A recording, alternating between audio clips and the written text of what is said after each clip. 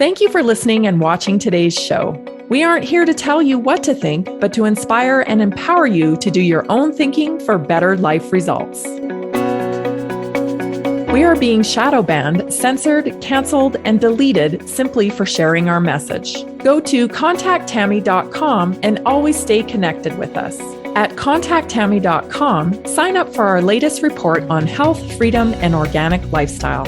Text the word health to 833-838-1020 and get free access to our community and a chance to win free merchandise and products. Send me a quick message and become a supporter. There are many options available, and you will have a direct impact on keeping independent media healthy and growing. Go to contacttammy.com and let's stay connected. If you haven't yet joined us over on livenaturallyinspired.com, please go do that now. We'd love to have you there. Our community is growing every day. And right now, if you sign up, you can actually get your first month for free. So all you have to do is enter promo code Tammy, that's TAMMY, and you'll get your first month free over on livenaturallyinspired.com. We are here to help people feel good so they can do what they love for longer. So let's get started with today's Health Watch tip. I'm talking today about processed foods, and everyone by now knows processed foods, not good for me, blah, blah, blah, right? Everyone has kind of the consensus that we shouldn't be eating a lot of processed foods. But convenience often outweighs our choices when we are out and about and around in our lives and thinking, I don't have time to make a big meal, and it's easy to just rely on that convenience. So if we really want to kick the habit of processed foods, we need to dive into a foundation of knowledge of why processed foods are so bad for us. So let's first cover the health portion of why processed foods are so bad. Let's take a look at this article from Active, which is a really inspirational website I like to visit for running as well. But they often have a lot of really good nutrition stuff on there. So first, let's define kind of what is a processed food. A processed food is something when nothing bad is added and nothing good is taken away. That's kind of my standard definition of a processed food. So if something's been added to a food and good stuff that normally occurs in that food has been taken out, then that's kind of a bad processed food. You know, certainly we can run into a grocery store and pick up a container of watermelon that's been chopped up. I guess that's technically a processed food, but not really, because nothing's really changed about the watermelon itself, unless, of course, they've added some kind of fancy dip or some kind of seasoning to it, then we have to look at that. But generally speaking, you know, minimal processing, cutting up, and that still remains a whole food. The processed foods I'm talking about is the stuff that, you know, they often have to dehydrate or they have to change in order to preserve it for the shelf life to last long enough to, you know, have it sent all the way across the country or come from another country in order to preserve it and it still be good by the time it reaches us. So something in a box, something in a wrapper, that stuff has generally all been, you know, some of the good stuff has been sucked out and some bad stuff has been put in just to get it into your hands. So that's kind of like my definition of processed food. And here are 10 reasons why processed food are bad for you. First off, often when they suck things out of processed food to change it, to get it to be able to stay in good condition, they have to take out a lot of the natural flavoring, right? So as a result, what happens is they end up replacing natural flavors with sugar because it sweetens it. It's also a preservative. So it is responsible for nearly 90% of the added sugars in an average American diet comes from the processed foods. Added sugars are empty calories. And while they do provide energy, they contain no real nutrients. So you can maybe you find, you know, for example, some fruit leather or something like that, where even the labeling is like nothing, you know, the bare minimum. They still have to add things to it to preserve it because the color, it often fades. We all know that if you mash up an avocado and there's, just a whole avocado, it'll turn brown and oxidize pretty quickly. So you have to think of that. Even these foods that are being, touted as all natural and minimalist type processed foods, they still have some stuff in them. And so when they do that, they have to replace it usually with flavoring. Sugar is a big part of that. So processed foods contain a ton of added sugar. And of course, that creates this kind of spike in our blood sugar. And it doesn't last, right? So it zips you up real fast and then you crash, you feel hungry again. And that's the problem a lot with processed foods, is that they aren't sustainable energy. It is quick energy. So they're often stripped of their fiber because that's part of the processing too. So fiber, especially soluble fermentable fiber, has benefits. Among them is the ability to slow down the absorption of carbohydrates and help us feel more satisfied with fewer calories.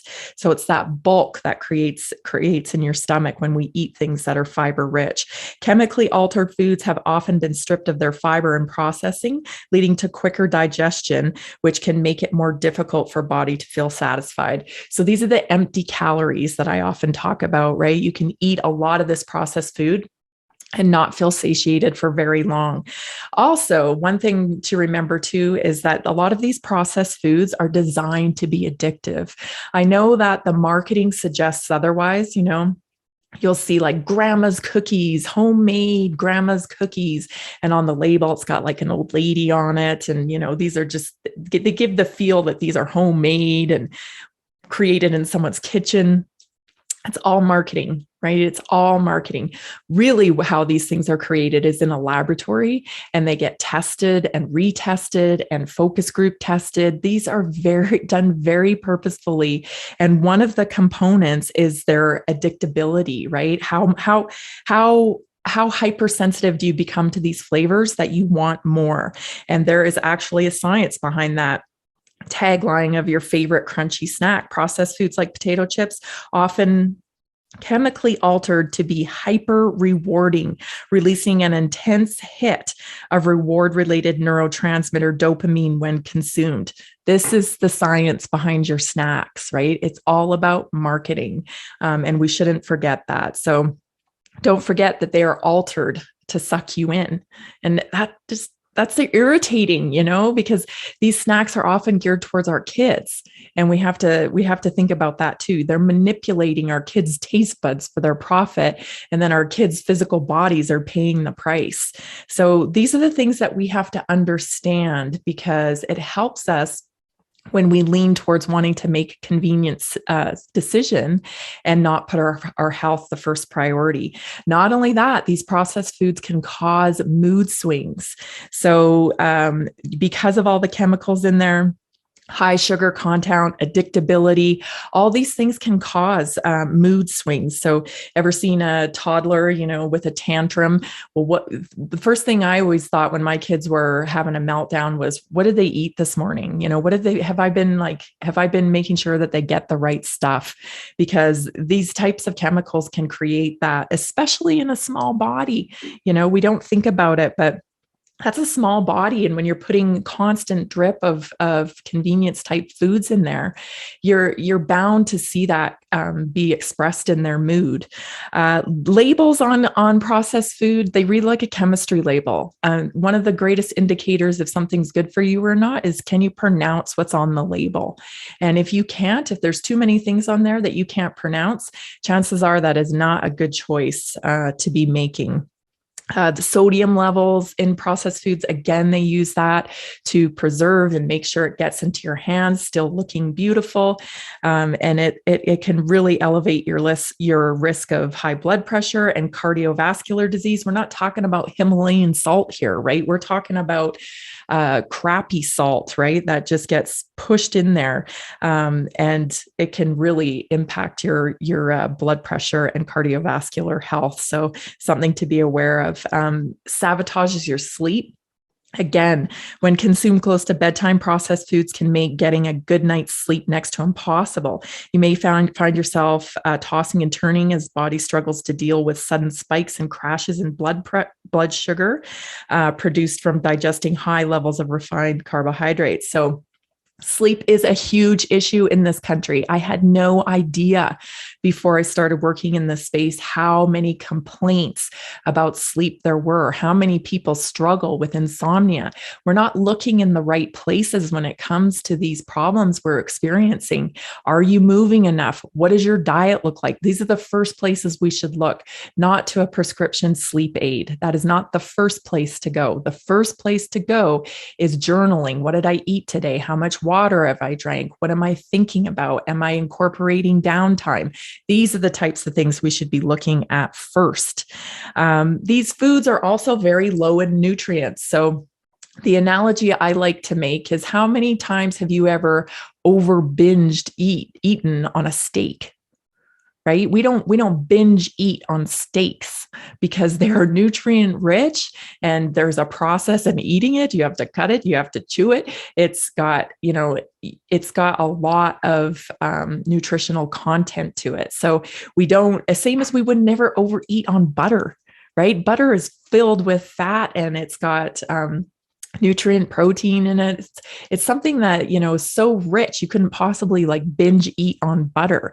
And that's a dramatic visualization when you think about that, eating a stick of butter. But that's what it's like. It is calorie dense food compared to something that's just empty, like sweets. You can easily binge eat on like Skittles or potato chips because they're empty. They're empty calories and they're designed that way for your consumption. So it should be something that you think about when you make those choices is, am I just eating out of mindlessness? Like, I'm not really being satiated with this. Crackers are the same way, right? It's such an easy thing to overeat on. And then when you're looking at dips and oils and sauces, there's a lot of processing going into those as well in order to get them to be, pretty and safe by the time you get them. And they're full of trans fats and different chemicals to create that, flavorful taste bud reaction that they're looking for. So now you know some of the health benefits to why you shouldn't be eating processed foods. There's also an additional component so that you build your knowledge about this. And that's the fact that we are feeding the enemy when we are buying these foods, because it's down to about 10 or less companies that actually own and control these types of food supply, our food supply. So the processed foods, let's take a look at that graphic that I sent over early this morning.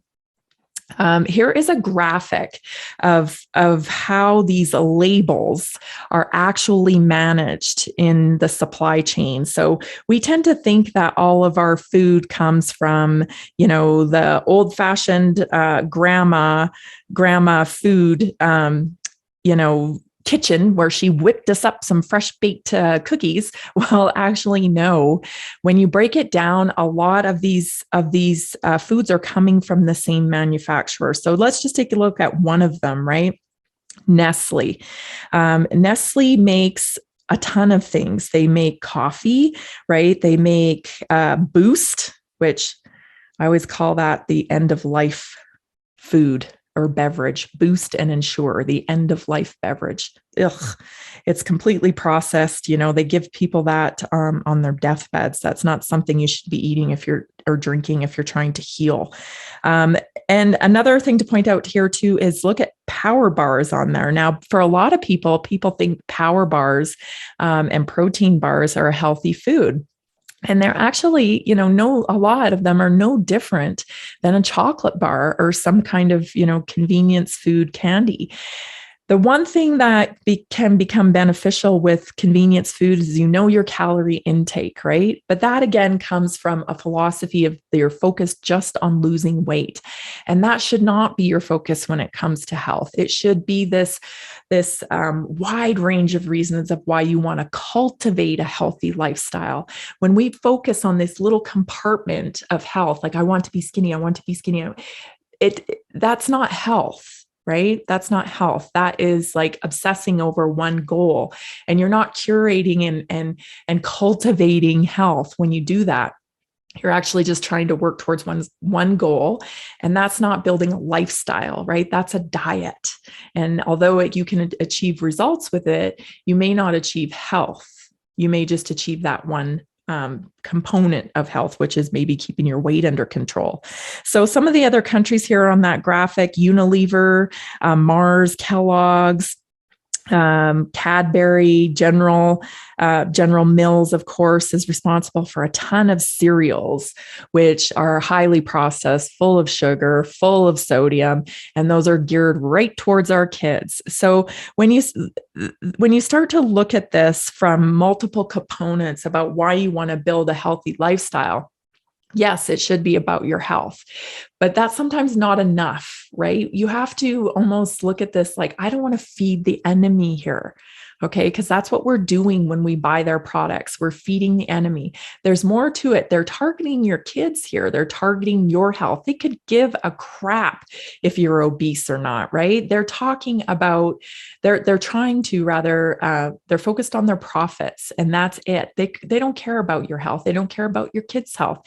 It's time to fight back, right? It's time to push back and say, you know what? No, I'm not buying that, because when we stop buying this garbage, they'll start producing better stuff, or they'll go away completely, and we'll be more reliant on things like local farms, healthier foods that nourish us, that keep our weight under control.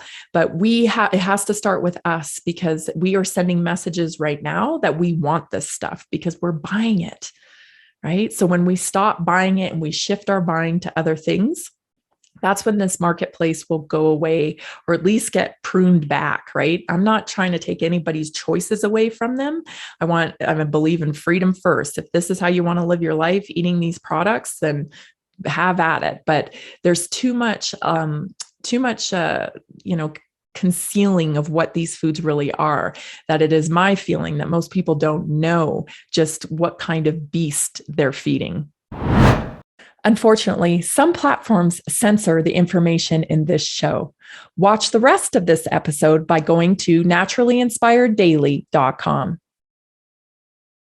Find amazing interviews with people like David Icke, Max Egan, frontline doctors, and more at naturallyinspiredpodcast.com. Connect with me directly at tammycuthbertgarcia.com. Support our amazing team. Help us defeat censorship and become a subscriber for only $5 a month at livenaturallyinspired.com. Find me on all social media platforms at connectwithtammy.com.